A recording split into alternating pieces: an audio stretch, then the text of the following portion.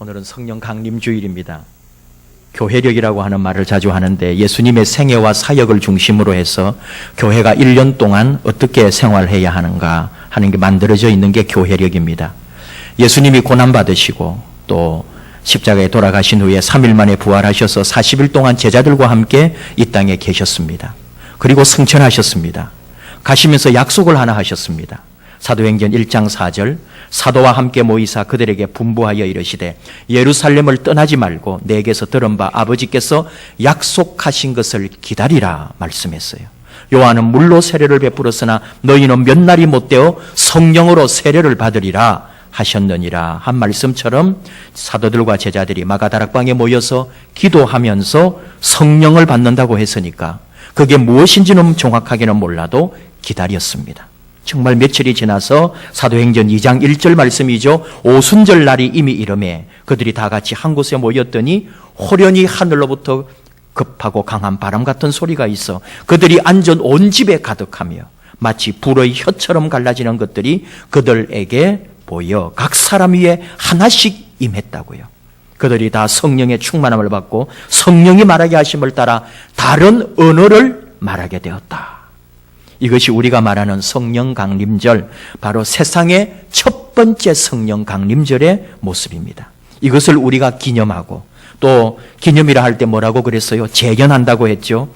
우리 안에 이와 같은 성령님의 임재가 이곳에 있고 성령님과 함께 살아가는 삶을 살도록 결단하고 우리가 함께 나아가는 시간이 성령 강림주일입니다.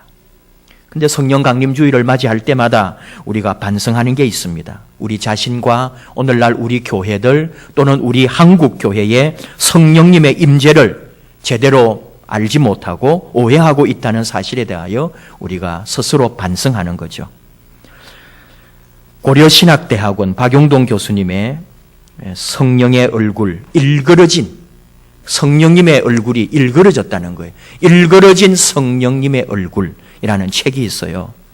고려신학대학원을 왜 말하느냐 하면은 우리가 흔히 말하는 고신파 교회가 고려신학입니다.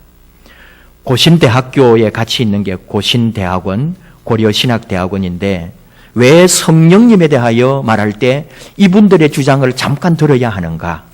고신파는 일제치하 추록 성도들로 시작된 교단입니다. 일제치하의 많은 목회자들이 일본의 위협 앞에서 결국은 무릎을 꿇고 신사참배는 우상숭배가 아니다라고 말하면서 수많은 목회자들이 비굴하게 신사참배를 했습니다. 우리 한국교회 대표였던 한경직 목사님조차도 신사참배에 가담을 했죠. 나중에 고백을 하고 참회했습니다. 그러나 또 많은 목회자 중에는 신사참배를 끝까지 거부하고 감옥에서 고문을 받아 죽거나 8.15 해방 때까지 투옥되었다가 감옥에서 풀려나온 사람들이 있습니다. 이분들이 나중에 나와서 따로 모임을 만들다 보니까 고신파라고 하는 교단이 생겨났습니다. 대체로 이분들은 보수적입니다. 그리고 끝까지 신앙을 지켰다는 자부심이 있습니다. 또 장로교의 전통에 서서 예배와 말씀의 중심을 가지고 있고 신앙에는 절대로 타협하는 바가 없습니다. 어느 정도 보수냐 하면은 교회에서 기타도 못 치게 했죠. 젊은 아이들이 유행가 부르면서 경박스럽게 하는 것이라 해서 아예 교회 안에서 기타 치는 것도 못하게 했던 데가 고신파입니다. 근데 지금은 시대가 많이 바뀌어서 많이 양보해주고 또 젊은이들이 와야 되니까 그래서 기타도 치고 이제는 그럽니다. 제 동료 목사님들 중에 고신파에서 자라났던 친구 목사님들 얘기 들어보면은 대학 갈 때까지도 교회 안에서 기타도 한번 못 들어봤고 드럼 치는 소리도 못 들어본 거죠. 한 번도 교회 안에 드럼이 설치되어 있는 것만 보아도 충격을 받을 정도로 나중에 대학 가서 또 다른 교회 가서 교회에 드럼 있는 걸 보고 놀랐다는 거예요. 그만큼 고신파가 어떤 이런 신앙의 고집이 있고 보수적인데 특별히 또 이분들은 뭐냐 하면은 뜨겁게 기도하는 것도 하지 않습니다. 통성기도 하지 않습니다. 교회 안에서 주여 이런 거 못합니다. 그냥 조용하게 꼼짝도 못하고 한번 앉았으면 가만히 예배드리고 가는 그런 교회죠. 그러니까 성령 운동과도 좀 멀어 보입니다. 그런 교회는 좀 대체로 성령의 역사라고 할까요? 우리가 생각하는 그런 불같고 뜨거운 그런 일은 좀 없거든요. 근데 그런 분이 그런 교단, 그런 대학원, 신학대학원의 교수님이 우리 한국 교회의 성령 운동을 어떻게 보느냐, 이걸 우리가 한번 귀담아 듣는 거죠. 왜냐하면 그분들의 시각이 맞을 수가 있기 때문입니다. 성령이라 하면은 우리는 다 우리 마음속에 지금까지 자라오면서 또 교회 생활하면서 저나 여러분 속에 어떤 게 있냐면은 성령 그러면 병 낫고 방언하는 걸 말합니다. 학문적으로 말하면 이것을 은사 중심의 성령이라고 하는데, 대체로 우리는 뭔가 눈에 보이는 것, 방언을 말하고 병이 낫고 울부짖고 기도원 가고 금요철하기도 하고 주여 주여 몇 번 부르고 같이 기도합시다 하면은 와 하고, 이런 게 어떤 성령의 역사가 있고 성령의 뜨거움이 있다고 생각하는 거죠. 그러다 보니까 성령님의 임재는 개인적 체험 중심입니다. 내가 방언합니다. 나의 병이 낫습니다. 내가 은혜 받습니다. 내가 주님 만납니다. 내가 복 받습니다. 전부 나 중심의 신앙 고백, 이게 우리 한국 교회에 흘러온 성령 운동이었다는 거죠. 이 결과로 교회는 사람들에게 이렇게 인식되었습니다. 세상이 어떻게 변하고 세상이 어떻게 돌아가든지 말든지 교회 안에서 자기들끼리 모여 기도하고 잘 먹고 잘 사는 이기적인 집단, 이렇게 교회를 정의하게 된 거죠. 이것은 믿는 사람이나 믿지 않는 사람들 모두를 교회에 대하여 혐오감을 가지게 했고, 지식인들과 뜻있는 젊은이들이 교회를 떠나게 했습니다. 그래도 또 한편에서는 복받기를 원하고 병 낫기를 원하고 뭔가 체험하기를 원하는 사람들 마음과는 또 맞아떨어졌기 때문에 그런 교회는 또 성장하고 그런 교회는 부흥하고 그런 교회가 진짜 교회인 것처럼 우리 한국 교회를 이끌어가고 있는 것도 사실입니다. 박영동 교수님이 책에서 비판하는 얘기 중에 이런 게 있어요. 여러분 가운데도 받아보신 분이 있을 겁니다. 예언기도. 예언기도를 들어보면 대체로 이 범주 안에 있습니다. 하나님이 우리 형제님 속에 함께 하시는데요, 지금 7가지 빛이 보입니다. 이런 식으로 예언기도를 해주는 거예요. 자매님, 지금 자매님 가운데 하나님이 이렇게 말씀하고 계시네요. 또는 사랑하는 아들아, 사랑하는 딸아, 너 하나님 여호와가 너를 축복하고 축복하노라. 너의 사업이 번창하게 될 것이다. 네 눈물과 기도를 들었노라 하면서 마치 하나님이 말씀해 주는 것처럼, 하나님의 대언자처럼 그렇게 예언 기도를 해준단 말이에요. 우리가 그런 걸 좋아했습니다. 기도 받기를 원했고, 나에 대하여 또는 내 가정에 대하여 내 자식들에 대하여 누군가 신령한 사람이, 영적으로 충만한 사람이 기도해 주기를 바랬거든요. 지금 예수님의 모습이 보이는데요, 우리 형제님 속에 예수님이 부둥켜 안고 눈물을 흘리시는 모습이 보입니다.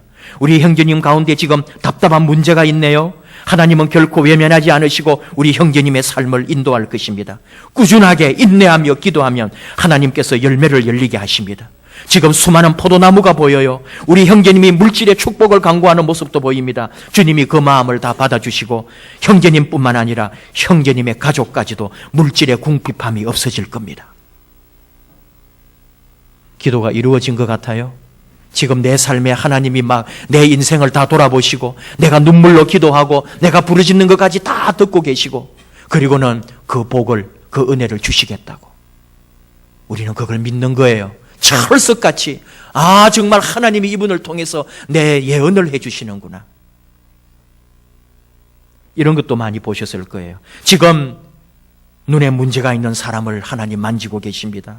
지금 방금 무릎 관절을 치유받은 이가 있습니다. 이 가운데 지금 신장에 이상이 있는 사람을 고치고 계십니다. 할렐루야. 지금 고혈압이 있는 사람이 치료되었습니다. 두통이 한순간에 사라진 사람도 있습니다. 지금 주님이 지나가시며 여러분을 치료하고 있습니다. 보셨나요? 들어보셨나요? 박영동 교수님은 말합니다. 이것은 아니다. 이것은 성령운동이 아니다. 정말 하나님이 일러주실 거라면 왜 의심의 여지가 있도록 하는가?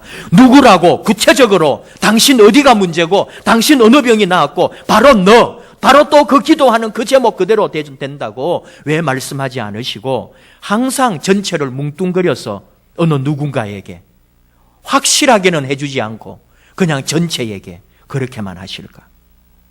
무슨 기도, 누구 정확하게 구체적으로 집어서 왜 해결해 주시지 않을까? 왜 하나님은 정확하게 누군가에게 제대로 답해 주지 않으실까? 박영동 교수님의 말을 새겨 들어야 합니다. 그리고 우리는 속지 말아야 합니다. 영적 분별력을 가져야 합니다. 이런 말을 하고 있으면서도 저도 여러분도 그래도 또 편견이 있습니다. 성령님이라 하면 그래도 뜨거워야 되겠고 불같고 소리 지르고 나를 뜨겁게 하면서 흥분시켜주는 그 무엇인 것처럼 생각하는 거예요. 어떤 감동이 있어야 될 것 같고 바람같이 나를 변화시키는 힘이 있고 뭔가 기분이 들뜨고 느낌이 있고 인식을 할 수 있고 초자연적 신비적 현상이 일어나야 될 것처럼 이것이 성령이 아닐까. 하지만 이런 것은 성령님이 아니라 성령님으로 말미암아 나타나는 여러 현상들 가운데 하나일 뿐입니다. 우리는 성령님과 성령님으로 인하여 오는 현상을 혼동하면 안 됩니다. 지금까지 어쩌면 우리는 성령님으로 인하여 나타난 현상이 마치 성령님인 것처럼 오해하고 한국 교회가 잘못 믿어오고 있다는 거죠. 성령 강림주일은 오순절이라고도 하지요. 왜냐하면 이스라엘 민족이 지키는 유월절 후에 50일째가 오순절인데 그때 딱 성령님이 임했던 거예요. 첫날 그 마가다락방에 내린 그때가 오순절이었기 때문에 우리는 성령 강림주일을 오순절이라고도 하고 또 이스라엘 사람들은 이때가 맥추절입니다. 보리를 수확하는 계절이고 처음 익은 열매를 하나님께 드리는 날입니다. 여기에 영적인 의미를 부여할 수 있습니다. 예수님이 성천하신 후에 오순절날 마가다락방에 모여 기도하는 성도들에게 성령님 임하셨잖아요. 이 성령님 임재로 말미암아 사실은 교회가 시작됩니다.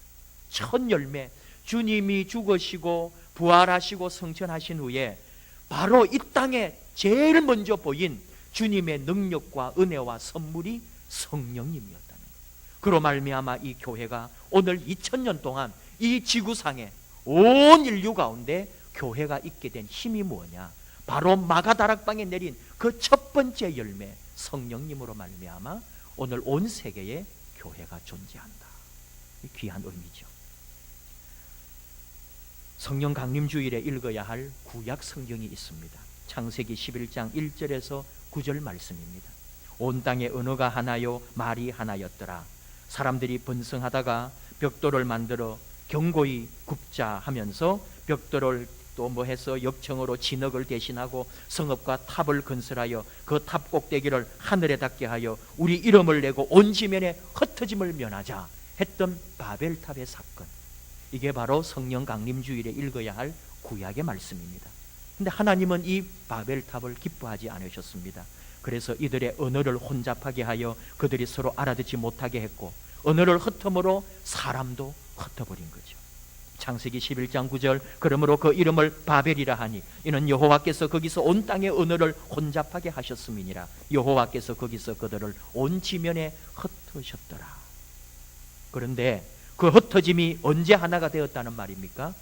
성령 강림주일에 읽어야 할 사도행전의 말씀이 2장 1절에서 21절이죠. 마가다락방에 임한 성령님의 역사, 특별히 5절부터 보면은 그때의 경건한 유대인들이 천하 각국으로부터 와서 예루살렘에 머물러 있더니 이 소리가 나매 큰 무리가 모여 각각 자기의 방언으로 제자들이 말하는 것을 듣고 소동하여 다 놀라 신기하게 여겨 이르되 보라, 이 말하는 사람들이 갈릴리 사람들이 아닌가? 우리가 우리 각 사람이 난 곳 방언으로 듣게 되는 것이 어찌 됨이냐? 이 말씀을 잘 아시죠? 우리는 메대인, 바데인, 엘람인, 메소포타미아, 갑바도기아, 본도, 아시아, 부르기아, 밤빌리아, 애굽과 구레네, 또 리비아, 로마에서 온 사람들인데 또 그레데인, 아라비아인들인데 우리가 어찌 다 우리의 언어로 하나님의 큰 일을 듣게 되는가?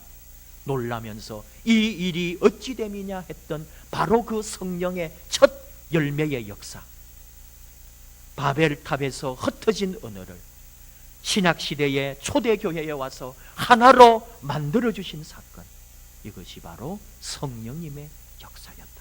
우리가 성령 강림주일에 바로 구약과 신약의 말씀을 꿰고 있어야 한다는 거죠. 성령 강림주일에 읽어야 할 편지도 있습니다. 로마서, 서신서죠. 바로 오늘 우리가 읽은 로마서 8장 14절에서 17절 말씀이